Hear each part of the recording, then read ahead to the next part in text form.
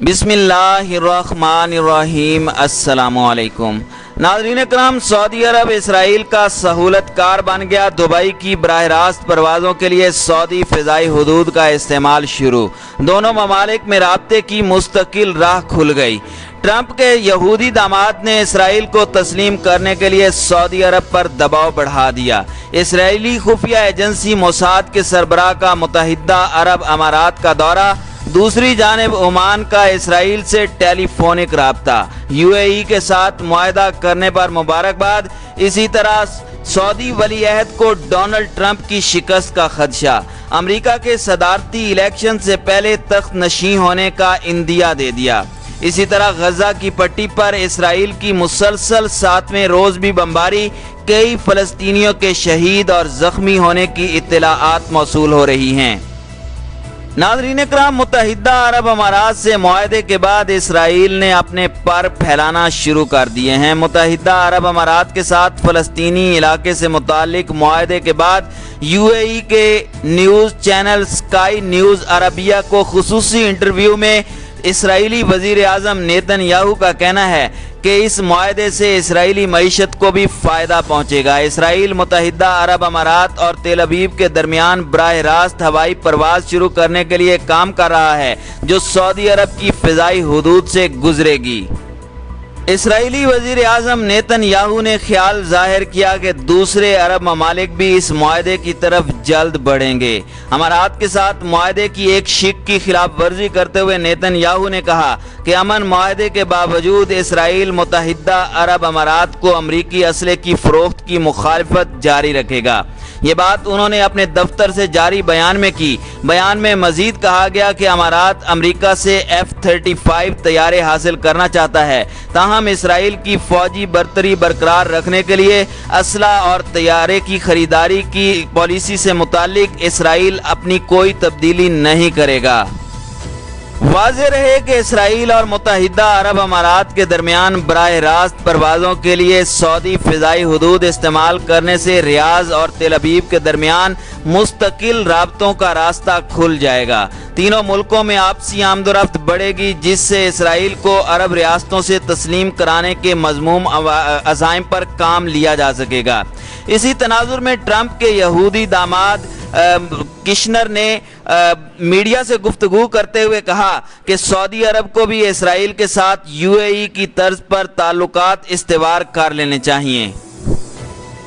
White house کے مشیر Gerard Kushner نے مسلم دنیا کے اہم ترین ملک سعودی عرب پر زور دیا کہ وہ اسرائیل کے ساتھ تعلقات بحال کرے۔ انہوں نے کہا کہ یہ سعودی عرب کے مفاد میں ہوگا کہ وہ اسرائیل کے ساتھ تعلقات معمول پر لائے، جیسا کہ متحدہ عرب امارات نے کیا ہے۔ اس سے خطے میں ان کے مشترکہ حریف ایران کے اثر و رسوخ کو بھی کم کیا جا سکے گا اور فلسطینیوں کی بھی مدد ہوگی۔ یہ سعودی عرب کے کاروباری اور دفاعی نقطہ نظر سے بھی بہت اچھا ہوگا۔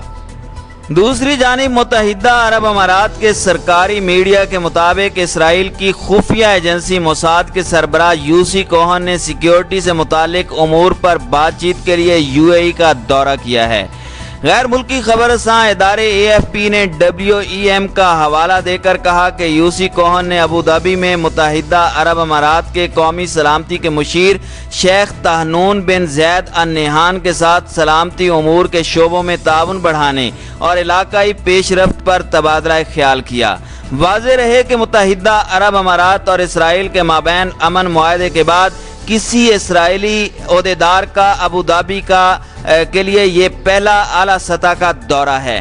یاد رہے کہ متحدہ عرب امارات اور اسرائیل کے درمیان سفارتی تعلقات کی بحالی کے نتیجے میں اسرائیل مغربی کنارے کے حصوں کے الحاق کو مؤخر کرنے پر راضی ہوا ہے۔ تاہم اسرائیلی وزیر اعظم نیتن یاہو یہ بھی واضح کر چکے ہیں کہ یہ منصوبہ اب بھی موجود ہے۔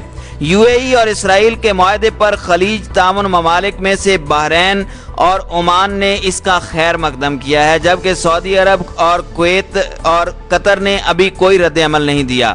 مسلم دنیا کے اہم ملک سعودی عرب کو یہودی ریاست کو باقاعدہ طور پر تسلیم کرنے سے قبل حساس سیاسی معاملات کا سامنا کرنا پڑے گا۔ इसी तरह इसराइल से सफारती ताल्लुकात कायम करने की दौड़ में मसरूफ खलीजी ममालिक के सबसे ताकतवर रुकन सऊदी अरब के वली अहद शहजादा मोहम्मद बिन सलमान को एक बार फिर अपनी जानशीनी से मुतालिक संगीन खतरात का सामना है। पाकिस्तान में मौजूद बाखबर सफारती ज़राए और आलमी ज़राए अबलाग का इस पर इत्तेफाक है कि अमरीकी सदारती इलेक्शन में ट्रंप की मुमकिना शिकस्त के असरात मोहम्मद बिन सलमान के बादशाह बनने की ख्वाहिशात पर भी असरअंदाज होंगे। यही वजह है कि मोहम्मद बिन सलमान अमरीकी सदारती इलेक्शन से पहले सऊदी बादशाहत संभालना चाहते हैं, लेकिन इस वक्त उन्हें अपनी जानशीनी के हवाले से मोहम्मद बिन नाइफ और साद अल जबरी की शक्ल में दो सबसे बड़े खतरात का सामना है। मोहम्मद बिन नाइफ से उन्होंने 3 बरस कबल वली अहदी छीनी थी, जबकि साद अल जबरी सऊदीया के साबिक इंटेलिजेंस सरबराह हैं। उनके पास सऊदी हुकूमत और मोहम्मद बिन सलमान के बारे में बहुत सी हसास मालूमात हैं। साद अल जबरी ने मोहम्मद बिन सलमान के खिलाफ अमरीकी अदालत में मुकदमा दायर किया था। ज़राए के बकौल एक ऐसे वक्त में जब 84 साला सऊदी शाह सलमान की तबीयत के बारे में मुख्तलिफ अफवाहें ज़ेरे गर्दिश हैं और मोहम्मद बिन सलमान इक़्तिदार की आसान मुंतकली के प्लान तरतीब दे रहे हैं, साद अल जबरी का मुकदमा उनके लिए दर्द सर बन गया है। मोहम्मद बिन सलमान इस मुकदमे से इस्तिस्ना चाहते हैं, उनकी ये मदद ट्रंप कर सकते हैं। दूसरी जानिब साबिक वली अहद मोहम्मद बिन नाइफ की रिहाई के लिए भी मोहम्मद बिन सलमान पर दबाव बढ़ता जा रहा है। मोहम्मद बिन नाइफ और साद अल जबरी अमरीकी इंतजामिया और इस्टेब्लिशमेंट के चहेते हैं। दोनों दहशत गर्दी के खिलाफ जंग में अमरीकी CIA के साथ मिलकर काम कर चुके हैं।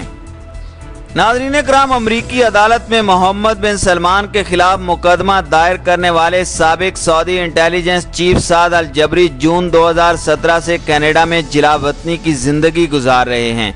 अल जबरी ने सऊदी अरब से फरार होने से कबल 40 बरस तक सऊदी इंटेलिजेंस में काम किया था। अल जबरी के सीने में सऊदी वली अहद के हवाले से अहम राज महफूज हैं। यही वजह है कि मोहम्मद बिन सलमान ने अल जबरी को वापस सऊदी अरब लाने की बेइंतहा कोशिशें की, लेकिन उन्हें कामयाबी नहीं मिल सकी। रवां माह के अवाइल में साद अल जबरी ने वाशिंगटन DC की फेडरल कोर्ट में मोहम्मद बिन सलमान के खिलाफ मुकदमा दायर किया था।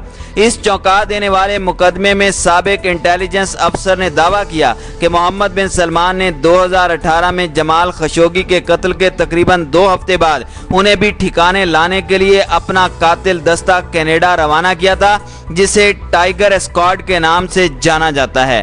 ताहम कैनेडियन इंटेलिजेंस को मिलने वाली इत्तलाआत के सबब इस कातिल दस्ते के अरकान को, जो सियाहों के वीज़े पर पहुंचे थे, गिरफ्तार कर लिया गया।